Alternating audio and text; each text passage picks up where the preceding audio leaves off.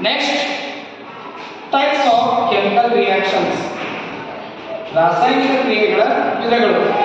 First one is combination reaction. What is meant by combination reaction? A reaction in which two or more reactants combine to form a single product. ಯಾವ ರಾಸಾಯನಿಕ ಕ್ರಿಯೆಯಲ್ಲಿ ಎರಡು ಅಥವಾ ಎರಡಕ್ಕಿಂತ ಹೆಚ್ಚು ಪ್ರತಿವರ್ತಕಗಳು ಸೇರಿ ಒಂದು ವಸ್ತು ಉತ್ಪಾದನೆ ಆಗುತ್ತದೆಯೋ ಅಂತಹ ಕ್ರಿಯೆಗಳಿಗೆ ಕಾಂಬಿನೇಷನ್ ರಿಯಾಕ್ಷನ್ ಅಂತ ಕರಿತೀವಿ. A reaction in which two or more reactants combine to form a new substance. For example, A plus B. These reactants combine to form a single product. This is called combination reaction. For example, burning of coal. That is C plus O2. These substances combine to form a single product, that is carbon dioxide. Second one is formation of water.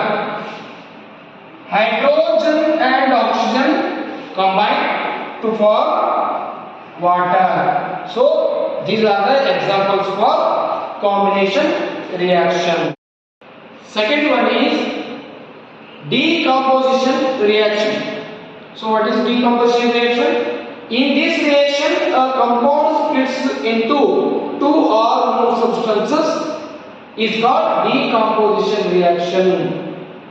A single compound splits into two or more substances. ಒಂದು ಪ್ರತಿವರ್ತಕ ಎರಡು ಅಥವಾ ಎರಡಕ್ಕಿಂತ ಹೆಚ್ಚು ಉತ್ಪನ್ನವಾಗಿ ವಿಭಜನೆಯಾಗುವಂತಹ ಕ್ರಿಯೆಗೆ decomposition reaction ಅಂತ ಕರೀತಾರೆ. ನೋಡಿ, ಎ ಅನ್ನುವಂತ ಒಂದು ರಿಯಾಕ್ಟೆಂಟ್, ಇದು ಸ್ಪ್ಲಿಟ್ಸ್ ಅಂದ್ರೆ ವಿಭಜನೆ ಹೊಂದಿ ಎರಡು ಅಥವಾ ಎರಡಕ್ಕಿಂತ ಹೆಚ್ಚು ಉತ್ಪನ್ನಗಳು ಉತ್ಪಾದನೆ ಆಗುತ್ತವೆ. ಅಂದ್ರೆ A splits into B and C. This is called a decomposition reaction. So ಈ decomposition reaction ಯಾವ್ಯಾವ ಮೂಲದಿಂದ ನಡೆಯುತ್ತೆ? First one is thermal decomposition. Second one is electrolytic decomposition. And third one is photolysis decomposition.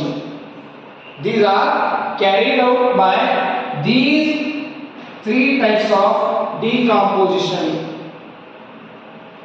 Now we can discuss one by one. First one is thermal decomposition.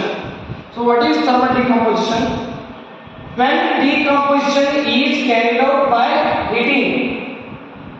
Now ಈ thermal decomposition ಅನ್ನ ಯಾವಾಗ ಮಾಡ್ತೀವಿ ಅಂದ್ರೆ when the decomposition is carried out by heating. ಯಾವುದಾದರೂ ಪ್ರತಿವರ್ತಕದ ಮೂಲಕ heat ಅನ್ನು ಹಾಯಿಸಿದಾಗ ಅದು split ಆಗಿ ಎರಡು ಅಥವಾ ಎರಡಕ್ಕಿಂತ ಹೊಸ ವಸ್ತುಗಳು ಉತ್ಪತ್ತಿಯಾಗುತ್ತವೆ. For example CaCO3 calcium carbonate. When we give the heat, it splits up into calcium oxide and carbon dioxide. Second one is electrolytic decomposition. ಇದು ಯಾವಾಗ ನಡೆಯುತ್ತೆ ಅಂದ್ರೆ when the decomposition is carried out by passing electricity. ನಾವು electrolytic decomposition ಅನ್ನ electric current pass ಮಾಡುವುದರ ಮೂಲಕ ನಾವು ಒಂದು ಪ್ರತಿವರ್ತಕವನ್ನ ಎರಡು ಅಥವಾ ಎರಡಕ್ಕಿಂತ ಹೆಚ್ಚು ಉತ್ಪನ್ನಗಳಾಗಿ ಸ್ಪ್ಲಿಟ್ ಮಾಡಬಹುದು. For example water, when we pass the electric current, this will split up into hydrogen and oxygen. And third one is photolysis decomposition. This is very important for the annual examination. So many times it is asked. Okay, when the decomposition is carried out in presence of sunlight, you sunlight ಗೆ ಈ silver chloride ನ ಇಟ್ಟಾಗ silver chloride silver ಮತ್ತು ವಿಭಜನೆಯನ್ನು ಹೊಂದುತ್ತದೆ. This is very important for the annual examination. See once again, photolysis decomposition. Photolysis decomposition is carried out in presence of sunlight. ನೀವು silver chloride ಅನ್ನ ಸೂರ್ಯನ ಬೆಳಕಿಗೆ ಅಥವಾ ಬಿಸಿಲಿಗೆ ಇಟ್ಟಾಗ ಅದು ಸಿಲ್ವರ್ ಮತ್ತು ಕ್ಲೋರಿನ್ ಆಗಿ ವಿಭಜನೆಯನ್ನು ಹೊಂದುತ್ತೆ. So this method is used in black and white photography. ಕಪ್ಪು ಬಿಳುಪು ಫೋಟೋಗ್ರಫಿಯಲ್ಲಿ ಈ ಒಂದು ವಿಧಾನವನ್ನ ಬಳಸುತ್ತಾರೆ.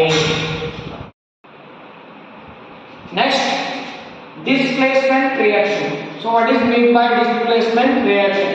The reaction in which more reactive element displaces less reactive element from its solution. Displacement reaction ಅಂದ್ರೆ ಹೆಚ್ಚು ಕ್ರಿಯಾಶೀಲ ಧಾತು ಕಡಿಮೆ ಕ್ರಿಯಾಶೀಲ ಧಾತುವನ್ನು ಅದರ ದ್ರಾವಣದಿಂದ ಸ್ಥಾನಪಲ್ಲಟ ಮಾಡುತ್ತದೆ. ಆ ಒಂದು ರಿಯಾಕ್ಷನ್ಗೆ ಡಿಸ್ಪ್ಲೇಸ್ಮೆಂಟ್ ರಿಯಾಕ್ಷನ್ ಅಥವಾ ಸ್ಥಾನಪಲ್ಲಟ ಕ್ರಿಯೆ ಅಂತ ಕರೀತಾರೆ. ನೋಡಿ ಒಂದು example, iron is reacts with copper sulphate to form ferrous sulphate and copper.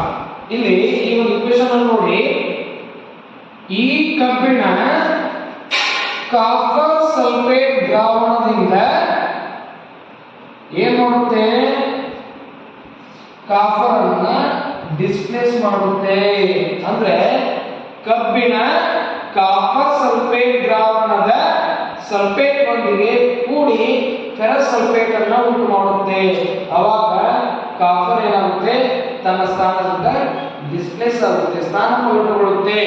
ಇದಕ್ಕೆ ಕಾರಣ ಕಬ್ಬಿಣ ತಾಮ್ರಕ್ಕಿಂತ ಹೆಚ್ಚು ಕ್ರಿಯಾಶೀಲ ಧಾತು.